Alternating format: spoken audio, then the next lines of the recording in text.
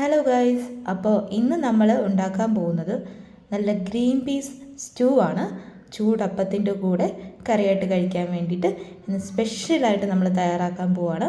അപ്പോൾ അതിന് വേണ്ടിയിട്ട് കുക്കറിൽ ആദ്യം കഴുകി വൃത്തിയാക്കിയ ഗ്രീൻ പീസ് ഇട്ട് കൊടുക്കാം. ഇത് നമ്മൾ തലേന്ന് തന്നെ സോക്ക് ചെയ്ത് വെച്ചതാണ്.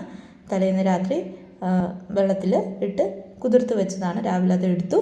ഇനി അത് കുക്കറിലേക്ക് ഇട്ട ശേഷം നമ്മൾ അതിലേക്ക് കുറച്ച് സവോള ആഡ് ചെയ്ത് കൊടുക്കുന്നുണ്ട്. അതിനുശേഷം നമുക്ക് പച്ചക്കറിയായിട്ട് പൊട്ടറ്റോ, ക്യാരറ്റ്, പച്ചമുളക് ആഡ് ചെയ്ത് കൊടുക്കുന്നുണ്ട്. അതിനുശേഷം ആവശ്യത്തിന് വേണ്ട ഉപ്പ് നമ്മൾ ചേർത്ത് കൊടുക്കുന്നുണ്ട്. ഇനി നമ്മൾ ചേർത്ത് കൊടുക്കുന്നത് തേങ്ങയുടെ രണ്ടാം പാലാണ്. രണ്ടാം പാലും ചേർത്ത് കൊടുത്ത് നമ്മൾ കുക്കറിൽ വേവിച്ചെടുക്കാം. അപ്പോൾ നമ്മുടെ ഗ്രീൻ പീസ് നന്നായിട്ട് വെന്ത് വരട്ടെ. ഇനി നമുക്ക് അടുത്തൊരു പാൻ എടുക്കാം.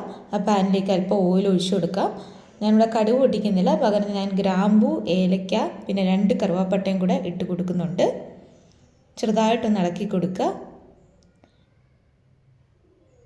ഇനി നമ്മൾ ഇതിലേക്ക് ആഡ് ചെയ്യാൻ പോകുന്നത് കശുവണ്ടിയാണ്, കാഷ്യൂ നട്ട്സ് ആണ്. കുറച്ച് കാഷ്യൂ നട്ട്സ് ഞാൻ ചേർത്ത് കൊടുക്കുന്നുണ്ട്. ചെറുതായിട്ട് ഒന്ന് മിക്സ് ചെയ്ത ശേഷം നമുക്കിതിലേക്ക് സവോള ആഡ് ചെയ്ത് കൊടുക്കാം. ഞാനിവിടെ എടുത്തിരിക്കുന്നത് ഒരു വലിയ സവോളയാണ്. അപ്പോൾ ആ സവോള ഞാൻ ആഡ് ചെയ്ത് കൊടുക്കുന്നുണ്ട്. സവോള ആഡ് ചെയ്ത ശേഷം വീണ്ടും നന്നായിട്ട് ഇളക്കി കൊടുക്കാം. നമുക്ക് നന്നായിട്ട് മിക്സ് ചെയ്ത് കൊടുക്കാം. ഇനി കുറച്ച് കറിവേപ്പിലയും കൂടെ ഇതിലേക്ക് ചേർത്ത് കൊടുത്തിട്ടുണ്ട്. ഇനി വീണ്ടും നന്നായിട്ട് ഇളക്കുക. അടുത്തത് നമുക്ക് കുറച്ച് ഇഞ്ചിയും വെളുത്തുള്ളിയും ചതച്ചത് ആഡ് ചെയ്ത് കൊടുത്തിട്ടുണ്ട്.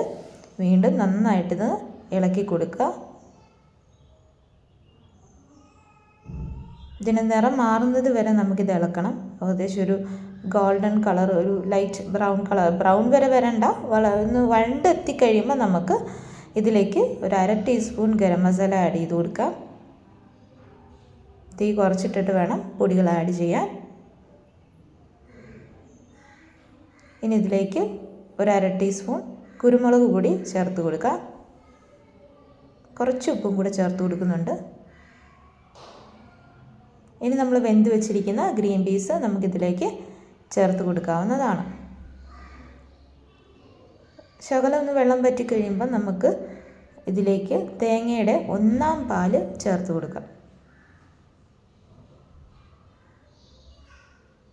1/4 പാലും കൂടെ ചേർത്ത് കൊടുത്തു. തീ വളരെ കുറച്ച് വെക്കുക, അല്ലെങ്കിൽ ഓഫ് ചെയ്തിട്ട് ഒഴിച്ചാലും മതി. എന്നിട്ട് ഇതെല്ലാം കൂടെ ഒന്ന് മിക്സ് ചെയ്യാം. അപ്പോൾ വളരെ ടേസ്റ്റി ആയിട്ടുള്ള ഒരു കറി തന്നെയാണ്. ഞങ്ങൾ അപ്പത്തിൻ്റെ കൂടെ കഴിച്ചു നോക്കി, അടിപൊളി ടേസ്റ്റ് ആയിരുന്നു. ഇത് കുറച്ചുകൂടെ കഴിയുമ്പോൾ നന്നായിട്ട് കുറുകി ഒരു പരുവാകും. അപ്പോൾ ഇപ്പോൾ കാണുമ്പോൾ ഒരു കുറുകാത്ത കൂട്ടായിരിക്കും ഇരിക്കുക, പക്ഷേ ഓഫാക്കി കഴിഞ്ഞിട്ടുള്ള വീഡിയോ എടുക്കാൻ മറന്നുപോയി. അത് നല്ല കുറുകിയിട്ടായിരുന്നു വന്നിരുന്നത്. അപ്പോൾ അടിപൊളി കറിയാണ്. എല്ലാവരും ഒന്ന് ട്രൈ ചെയ്ത് നോക്കുക. അപ്പത്തിൻ്റെ കൂടെയൊക്കെ ഇടിയപ്പത്തിൻ്റെ കൂടെയൊക്കെ ബെസ്റ്റ് കോമ്പിനേഷനാണ്.